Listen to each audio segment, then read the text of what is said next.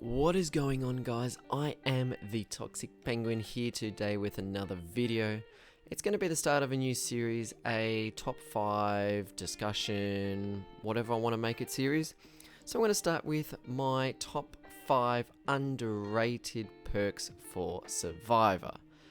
Now, I want it to be noted, this is my opinion. It doesn't mean one perk's better than the other. It's just these are 5 perks that I believe are highly underrated. So coming in at number 5 is the Detective Tap Teachable Detective's Hunch. Now this perk, after a generator is completed, the auras of generators, chests and totems within 32, 48 or 64 meters are revealed to you for 10 seconds. Now there's a lot of good things going for this perk. Firstly, it doesn't matter if you're working on the generator, if you've touched it at all, it's any generator being completed. So you could be getting chased by the killer, someone pops a gen you never touched, you still see all these auras. So that is an insane thing for this perk. Plus the range on it, 64 meters at tier 3, is massive. And it is so useful when a lot of these new maps, like the Silent Hill map in particular that came out recently, it's so hard at times to find totems or gens on that map. So this perk is so handy in helping you with that. Plus, one of the best features of this perk is that if you have a map, anything revealed by Detective's Hunch is added to that. So for regular map, you do need the Killer Belongings add-on, I believe is the one you need to see the totems and all that. But a rainbow map, anything you see on Detective's Hunch goes straight on that map. So this perk, not the most powerful perk in the game, but definitely underrated nonetheless. So coming in at number 4 is the Jane Romero Teachable Poised. Now Poised is one of my favorite perks. So after a generator is completed, you leave no scratch marks for 6, 8 or 10 seconds. Pretty simple when you think about it. And the benefits this perk can provide are amazing. So whenever your generator is completed, regardless if you worked on it or not, or you were on it when it completed, you get no scratch marks for the next 10 seconds at tier 3. So if you're in a chase, this can throw off the killer entirely. Just think about if you've ever played killer, when you go into Legion's Feral Frenzy, how the scratch marks disappear. There's a Survivor perk that does the same thing, whenever a gem pops. And particularly on a map like Larry's, the new Silent Hill map, it can be absurd for chasers when suddenly you don't know where the survivor's gone and there's no scratch marks to help you. So this can help with losing killers like there's no tomorrow. And if the killer's close-ish to a generator when you complete it, this perk can help you get away without being spotted by the killer.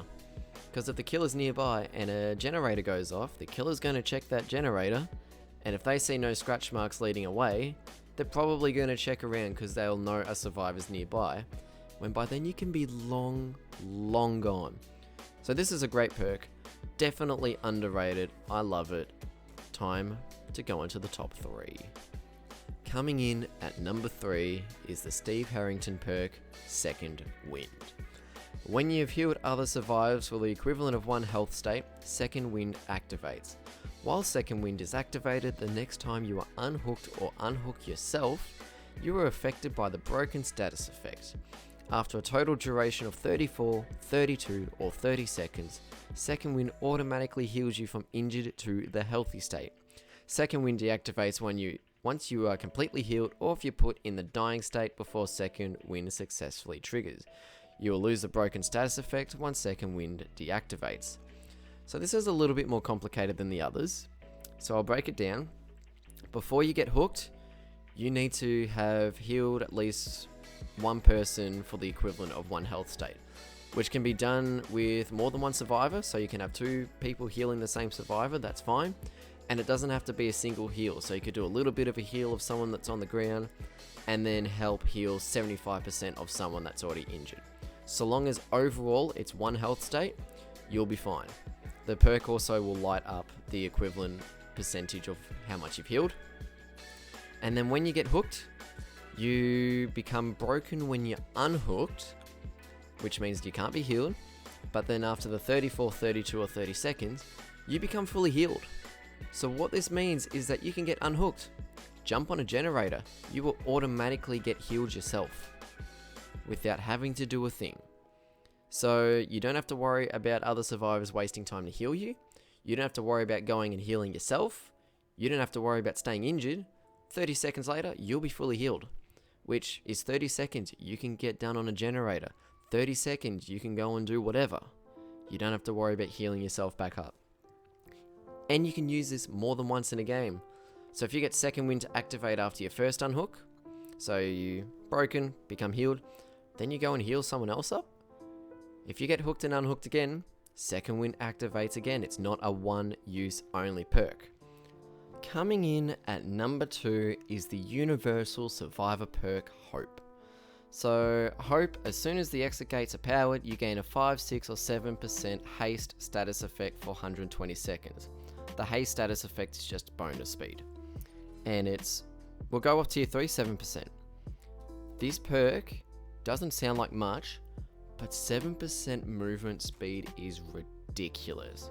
To give you some context, survivors when they sprint move at 100% movement speed. Most killers are 115%, but some killers such as the Hag, the Huntress, they move at 110, and the Nurse moves at 98.25 or something along those lines. So if we just keep that in mind, when you have this running, you are 3% slower than a Hag, than a Huntress, than a Crouched Pig, than a Death Slinger. You are nearly 10% faster than a Nurse, and you're only 8% slower than most killers. That is absurd for chasers in the endgame. And it completely counters the speed buff that a killer will get from Noed, because Noed at a max is 4% movement speed. You get an extra 7, so you still have 3% more movement speed than a Noed killer does. So this perk, honestly, I cannot describe how amazing this perk is endgame. Severely underrated. Very few people actually understand how good of a perk Hope actually is, and the difference it can make at the end of the game is absurd. So if you haven't tried this one already as Survivor, seriously go out and give it a good crack. So the number 1 underrated Survivor perk is Feng Min's Teachable Alert. So when the killer performs a pallet break or generate a damage action, their aura is revealed to you for 3, 4 or 5 seconds. This perk is ridiculous. It has no cooldown, so it can be used in quick succession. There is no 60, 30 second cooldown, whatever, which a lot of these strong perks have, like exhaustion perks or whatever. It shows you their aura in an unlimited range, so the other side of the map right next to you. Plus, 5 seconds is a lot of time to be able to see the killer. And it's for pallet breaks or generated damage, which also includes breakable walls, I believe. And it gives you so much knowledge on where the killer is, and there's nothing they can do about it. It's not like Object. Like, let's compare Alert and Object. Object only works up to 64 meters outside of the terror radius. Alert works inside the terror radius at an unlimited range, and Object, they can see you. With Alert, they can't see you. And the amount of information you get from this perk is honestly ridiculous. If you have not tried this perk at all, level up Feng Min to level 40, I believe this is. Yep, level 40. Get it to level 40. Use this damn perk. It is amazing. People. Well, there you have it. That has been my top 5 underrated Survivor perks in Dead by Daylight. If you think there should have been perks there that weren't, should I move any of the perks around, you let me know in the comments what your thoughts were. If you enjoyed it, feel free to like the video, subscribe to the channel for more content, and next week, I believe, is when I'll upload it. I have top 5 overrated Survivor perks, which I can promise you now will upset some people by a few of the decisions. But until then, peace out.